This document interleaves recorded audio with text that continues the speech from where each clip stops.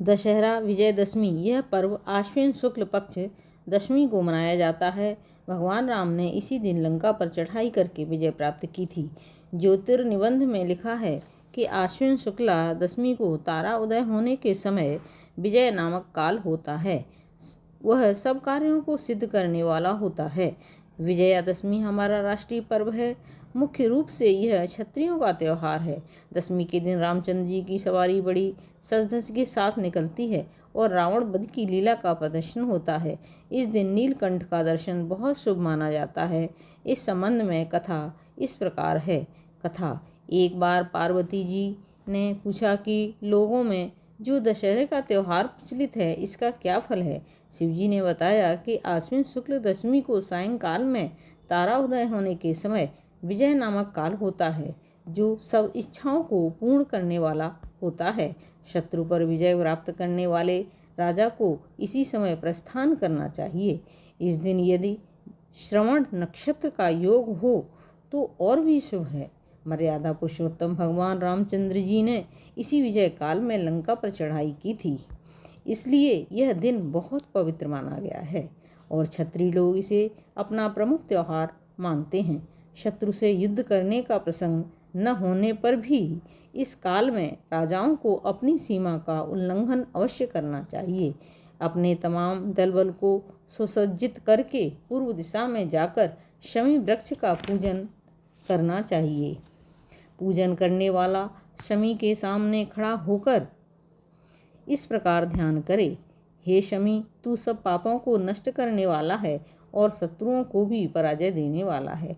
तूने अर्जुन का धनुष धारण किया और रामचंद्र जी से प्रिय वाणी कही। पार्वती जी बोली: शमी वृक्ष ने अर्जुन का धनुष कब और किस कारण धारण किया था तथा रामचंद्र जी से कब और कैसी प्रियवाणी कही थी, सो कृपा कर समझाइए। शिवजी ने उत्तर दिया: दुर्योधन ने पांडव को जुए में हराकर इस शर्त पर वनवास दिया था कि वे 12 वर्ष तक प्रकट रूप से वन में जहाँ चाहें फिरें, किंतु 1 वर्ष बिल्कुल अज्ञातवास में रहें। यदि इस वर्ष में उन्हें कोई पहचान लेगा तो उन्हें 12 वर्ष और भी वनवास भोगना पड़ेगा। उस अज्ञातवास के समय अर्जुन ने अपना धनुष बाण एक शमी वृक्ष पर रखकर राजा विराट के यहाँ बृहन्नला के वेश में रहे थे। विराट के पुत्र कुमार ने गौओं की रक्षा के लिए अर्जुन को अपने साथ लिया और अर्जुन ने शमी के वृक्ष पर से अपने हथियार उठाकर शत्रुओं पर विजय प्राप्त की थी।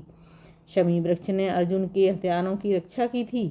विजयादशमी के दिन रामचंद्र जी ने लंका पर चढ़ाई करने के लिए प्रस्थान करने के समय शमी वृक्ष ने कहा था कि आपकी विजय होगी, इसीलिए विजय काल में शमी वृक्ष की भी पूजा होती है। एक बार राजा युधिष्ठिर के पूछने पर श्री कृष्ण जी ने उन्हें बतलाया था कि हे राजन, विजयदशमी के दिन राजा को स्वयं अलंकृत होकर अपने दासों और हाथी घोड़ों का श्रृंगार करना चाहिए तथा बाजे गाजे के साथ मंगलाचार करना चाहिए।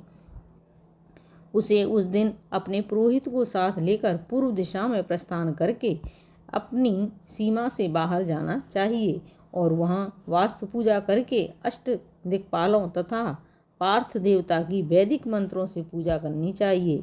शत्रु की मूर्ति अथवा पुतला बनाकर उसकी छाती में बाण लगाएं और पुरोहित वेद मंत्रों का उच्चारण करें। ब्राह्मणों की पूजा करके हाथी घोड़ा अस्त्र शस्त्रादि का निरीक्षण करना चाहिए। यह सब क्रिया सीमांत में करके अपने महल में लौट जाना चाहिए। जो राजा इस विधि से विजय करता है वह सदा अपने शत्रु पर विजय प्राप्त करता है।